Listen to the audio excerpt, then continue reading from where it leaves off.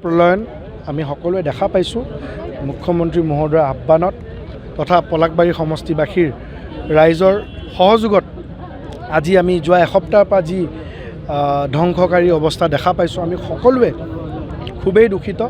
আমাৰ ভিডিঅ'বিলাক দেখি বিভিন্ন সংবাদ মাধ্যমতে হওক বিভিন্ন ছ'চিয়েল মিডিয়াতে হওক খুবেই বেয়া লাগিছে, খুবেই দুখ লাগিছে।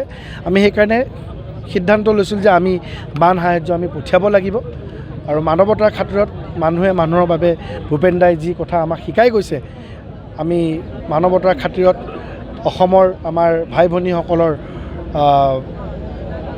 জ্ঞাতাৰ্থে বা ভাই ভনীসকলৰ কাৰণে আমি আজি এখন ৩২ ফুটি আমি ট্ৰাকৰ ব্যৱস্থা কৰি কণ্টেইনাৰৰ ব্যৱস্থা কৰি প্ৰায় ১৮ লাখৰ পৰিমাণৰ সামগ্ৰী আমি আজি ইয়াতে পঠিয়াম।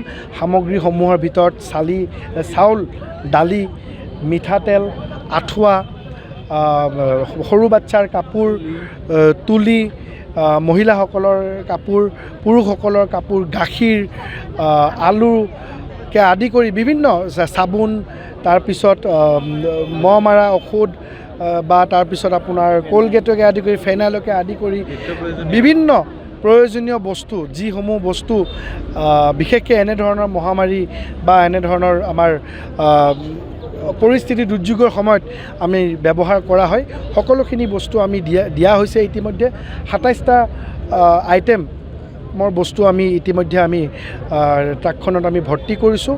মই ভাবোঁ যে এইটো এটা কিঞ্চিত পৰিমাণৰ পলাকবাৰী সমষ্টিবাসী ৰাইজৰ তৰফৰ পৰা এটা অনুদান। বিভিন্ন ব্যৱসায়ী, বিভিন্ন অনুষ্ঠান প্ৰতিষ্ঠান, ৰাস কমিটি, পূজা সমিতি, ক্লাব, মন্দিৰ, নামঘৰ বা আমাৰ দলীয় সতীৰ্থসকলৰ সহযোগত পঞ্চায়ত প্ৰতিনিধি, পঞ্চায়ত কৰ্মীসকলৰ সহযোগত আজি এই ট্ৰাকখন আমি এনেধৰণে ভৰ্তি কৰি আমি শিৱসাগৰলৈকে আজি আমি ৰাওনা কৰিবলৈ আমি এতিয়া সকলোৱে একত্ৰিত হৈছোঁ। আমাৰ এই বাৰ্তা যে যি সময়তে অসমত এই পৰিস্থিতি হৈছে বিশেষকৈ শিৱসাগৰ আৰু যোৰহাটবাসী ৰাইজ তেওঁলোক আজি অকলে নাই, গোটেই অসমবাসী ৰাইজ তেওঁলোকৰ লগত আছে, পলাকবাৰী সমষ্টিবাসী ৰাইজ তেওঁলোকৰ লগত আছে। আজিয়ে আৰম্ভণি। মাননীয় মুখ্যমন্ত্ৰী মহোদয় আমাক যোনেই যেনেকৈ য'ত যেনেকৈ পাৰোঁ তেনেধৰণে আমাক এই সাহায্য আগবঢ়াবলৈ আমাক নিৰ্দেশ দিছে। বিশ্বত য'তেই যোনেই যেনেকৈ পাৰে বিশ্ববাসী ৰাইজক মই অনুৰোধ জনাইছোঁ, অসমবাসী ৰাইজক অনুৰোধ জনাইছোঁ বা গোটেই আমাৰ ভাৰতবৰ্ষতে যোনেই য'ত যেনেকৈ পাৰে এই সাহায্য দিয়াৰ ক্ষেত্ৰত খুব বেয়া অৱস্থা। সাহায্য দিয়াৰ ক্ষেত্ৰত যাতে যোনে যেনেকৈ পাৰে সেই সাহায্য বিতৰণ কৰক। কোনোবাই টকা পইচা দি হওক, কোনোবাই সামগ্ৰী বিতৰণ কৰি হওক। মুঠতে আমাৰ এই অঞ্চলবাসী ৰাইজৰ যাৰ এই মহাপ্ৰলয়নত ঘৰ দুৱাৰ বা গাড়ী ঘোঁৰা মটৰ আদি সকলো ধ্বংস হৈ গৈছে। ভিডিঅ'বিলাক চাই খুবেই বেয়া লাগে। যাতে সকলোৱে সাহায্য আগবঢ়াই, অনুদান আগবঢ়াই যাতে তেওঁলোকক পুনৰ আমি আগৰ পৰিস্থিতিত ঘূৰাই আনিব পাৰোঁ, সেয়ে আমাৰ লক্ষ্য। এই আমাৰ আজি আৰম্ভণি অনুষ্ঠান। আৰম্ভণি আজি আমি এখন ট্ৰাক পঠিয়াইছোঁ। পৰৱৰ্তী পৰ্যায়ত যিহেতু পলাকবাৰী সমষ্টিত আমাৰ বৃহৎ মেডিচিনৰ কোম্পানীৰ উদ্যোগ আছে আৰু এই কোম্পানীসমূহৰ যি উদ্যোগ, এই উদ্যোগসমূহৰ পৰা গোটেই ভাৰতবৰ্ষতে আমাৰ ইয়াতে মেডিচিন ছাপ্লাই হয়, এক্সপৰ্টো হয় বিভিন্ন বেলেগ বেলেগ দেশত।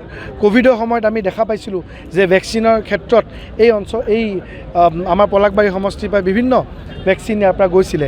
তে মই ভাবোঁ যে অসমৰ ক্ষেত্ৰত আমাৰ এই অঞ্চলৰ কোম্পানীসমূহ খুব ভাল ভূমিকা পালন কৰিব। ইতিমধ্যে মই ৫-৬টা কোম্পানীৰ লগত কথা পাতিছোঁ। পৰৱৰ্তী পৰ্যায়ত যিখন আমাৰ কণ্টেইনাৰ বা আমাৰ গাড়ী পঠোৱা হ'ব তাতে বিশেষকৈ আমি মেডিচিনত গুৰুত্ব দিম।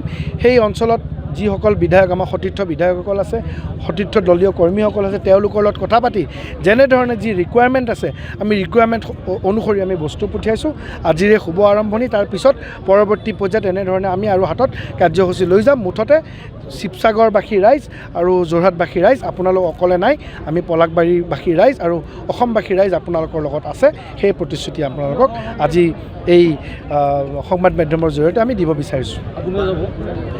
আমি নাযাওঁ আমি আমাৰ প্ৰতিনিধি পঠিয়াইছোঁ আমাৰ সমষ্টিটো বিভিন্ন আৰু কিছু কাৰ্যসূচী লোৱা হৈছে তাতে গৈ ভিৰ কৰি কোনো কাম নাই তাতে VVIP মুভমেণ্ট যিমান বেছি হ'ব সিমান অসুবিধা হ'ব মই ভাবোঁ যে সামগ্ৰীখিনি আমি তাতে পঠিয়াব লাগে সামগ্ৰীখিনি ভালকৈ পোৱা ব্যৱস্থা কৰিব লাগে এটা দল আমাৰ ইতিমধ্যে যুৱ মৰ্চাৰ তৰফৰ পৰা গৈছে ৰাজ্যিক যুৱ মৰ্চাৰ লগত লগ লাগি তেওঁলোকৰ লগত আমি যোগাযোগ কৰি স্থানীয় বিধায়কৰ লগত যোগাযোগ কৰি তেওঁলোকে য'ত যেনেকৈ যি ধৰণে বিতৰণ কৰিব বিচাৰে বিতৰণ কৰি ল'ব পাৰিব সেইবিলাকটো এতিয়াতো নাই প্ৰশাসনে সম্পূৰ্ণভাৱে দায়িত্ব লৈছে আমাৰ যিটো লোকেশ্যন আছে সেইটো লোকেশ্যনটো গৈ পাব হাইজেক কৰা ব্যক্তিসকলৰ বিৰুদ্ধে ব্যৱস্থা লোৱা হৈছে যিকোনো খবৰৰ বাবে যোগাযোগ কৰক 9181307221 আমাৰ এই নম্বৰত